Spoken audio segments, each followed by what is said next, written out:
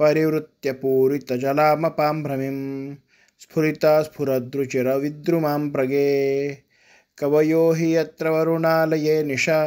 कृतदीपशान्तिमभितश्च शङ्किरे। यत्र ज्या समुद्रामध्ये कवयः विद्वान असे कवी प्रगे प्रातःकाळी परिवृत्य पूरित जलाम, परिवृत्य म्हणजे भ्रमणाने,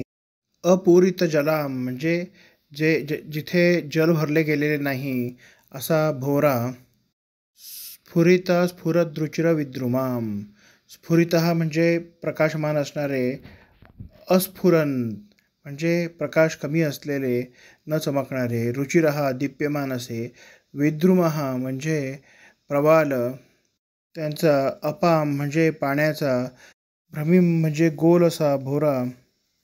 वरुणालये म्हणजे वरुणदेवाच्या निवासस्थानामध्ये, अभितः म्हणजे सभोवताली, निशाकृत दीपशांतीम, निशा म्हणजे रात्र, त्या कृत म्हणजे त्यावेळी केलेले, म्हणजेच रात्रीच्या वेळी जे लावलेले दीप आहे त्यांची शांती म्हणजे ते विझवणे, त्याला शशंकिरे म्हणजे शंका केली किंवा तर्क केला. समुद्र वर्णन करत असताना नारायणाचार्य सांगतात की या समुद्रामध्ये भोवऱ्यांमध्ये अनेक प्रवाळ दिसत होते. तेव्हा तिथे असलेल्या अनेक विद्वानांनी तर्क केला की हे चमकणारे न चमकणारे हे जे प्रवाळ आहेत हे जणू काही